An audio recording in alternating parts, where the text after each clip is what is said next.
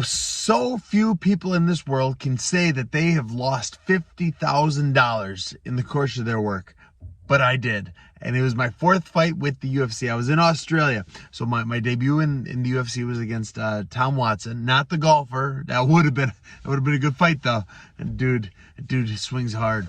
It's not. And my second fight, my first win in the UFC was against Dylan Andrews. It was down in Australia. They flew me over. They took care of me and my family, my team, my coach, everything. And I got a big knockout. I actually knocked him out with my ass. That'll be a story for another day. Fight 3, went down to Brazil and beat Cesar Ferreira. And that was a good fight. That was a fight. I was a huge underdog. I mean, big. I was supposed to get the snot kicked out of me. And then it didn't happen. After that fight, so I was standing in the octagon. I mean, just, yeah. And I got the microphone and I called out a man I met in my second fight down in Australia. I met Dan Kelly, and I'd always said I like fighting my friends. I like fighting people I like because I'm going to make some money. They're going to make some money. Let's make some money together. And that's always been kind of what I do. So I called out Dan Kelly. I ended up getting that fight. Just, yes. I got flown back to Australia.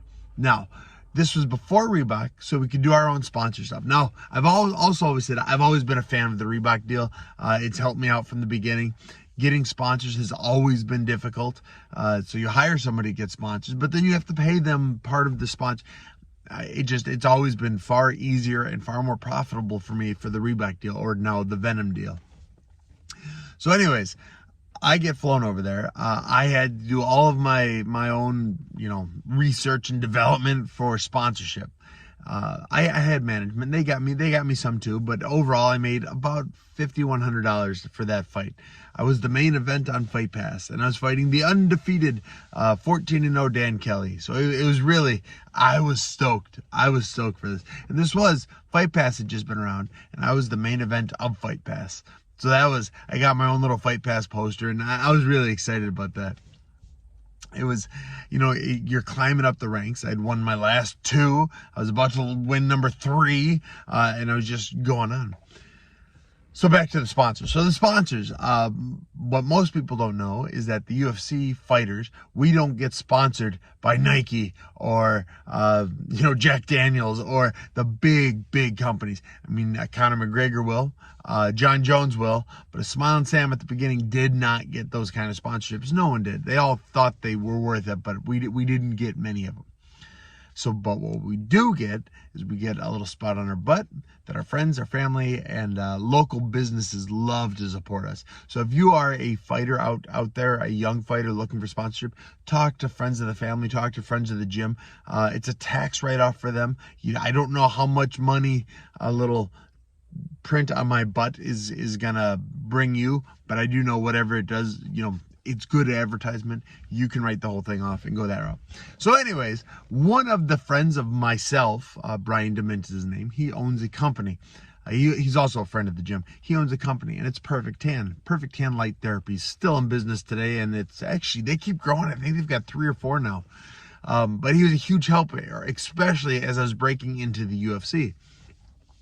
So he's always sponsored the gym. Anyone part of the gym could go and get spray tan, get light therapy, get the red light sauna for free at the. I mean, he's been a great help for my weight cuts, a great help in my career. This particular fight, he was gonna throw me $500, which is like, oh my goodness, thank you so much. That's great. I had the Perfect Tan logo on my shorts, and I came up with the idea. It's like, hey, I'm Smiling Sam Alvey, and I'm one of the palest fighters in the UFC. It's the problem with, being ginger comes with a lot of benefits, but being tan is not one of those benefits. So I was very, very pale. So what if I brought over a spray can of your tanning supply, and if you can get me a stencil, I will stencil Perfect Tan on my chest. Because I thought it was ironic. He's pale, it says Perfect Tan. Oh, it's hilarious. Hashtag Perfect Tan. So we went over there, and before weigh-ins, and this was back when weigh-ins were still at night. The weigh-ins are in the morning now, weigh-ins are at night, and you have to go to a separate place, and it's exhausting. It's way better now. I had my wife spray tan, Perfect Tan, hashtag Perfect Tan on my chest. We went over to the arena. I got up on stage. I flexed. Yeah, it's to this day one of my favorite weigh-in photos, and it's got Perfect Tan on my chest and me flexing, and it's really, really fun. Nobody said anything. Nobody said a word. Squared off with Dan Kelly. Everyone thought it was great. It was funny. It was great. And then I got to go home. I went back to the hotel. I had my pizza like I always do. We just kind of chilled. At this fight, it was me, my wife, of course. I believe I only had one. I might have had two kids at this one. I think I had two. I think it was Ivel and Ray. It was Ivel and Ray. I had two kids. And then my coach, Brian Harper, was with me. The next day comes. The next day it's fight day. You're just, from the beginning, you wake up feeling like today's going to be a good day. I'm going to go out there. I'm going to get this. This is here. So I get out to the arena. I'm warming up backstage. I have my gear on. I'm getting nice and warm. This fight was actually, it was pre-Reebok. I had a cape.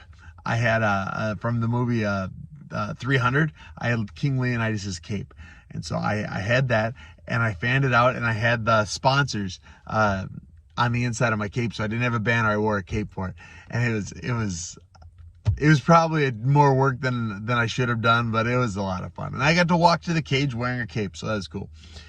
Got to the cage, started decaping myself, took my shirt off, took my pants off, had everything, and Perfect Tan was on my chest. The government official said, "Hey, you got to take that off your chest." He said, "What?" It was like, as I was like, "Hey, you got to take that off." And he kind of started brushing it. I said, "Dude, it's not coming off. It's tan." I said, "Oh, all right, get up there." So I went out there, and if you watch Dan Kelly fight, it was great. He came forwards, bam, bam, knocked him. I knocked him across the ring. It was boom. Knockout, but this time didn't allow Kelly in the fight at all. Tell the story of that fight. Knocked him across the ring. He kind of almost backflipped. I was over there. Bomb, bomb. They stopped the fight. Yes! It's my third first round knockout in a row in the UFC, and life is good. Oh my goodness. Raise my hand, get the microphone, run my mouth again. I think I called out Elias Theodorou during that fight. And then they brought me backstage. Backstage, I immediately got scolded. I don't want to say yelled at, but it was like borderline yelled at by 3 or 4 different UFC officials. Dana White is pissed. There's no way. I mean, that was a good knockout, and you're not getting that bonus now. The $50,000 knockout. It was still the knockout bonus. It wasn't even a performance bonus. It would have been a knockout bonus. He said, what? So I was, what did I do? What did I do? And they said, listen, it is in subsection 5 of the bylines. You are not allowed to have tattoos of products. You are not allowed to draw on yourself for products. Oh my God, I didn't know. I said, yeah, this is the kind of thing that can get you fined thousands of dollars. So please don't fine me. I'm not making enough money yet. Please don't fine me.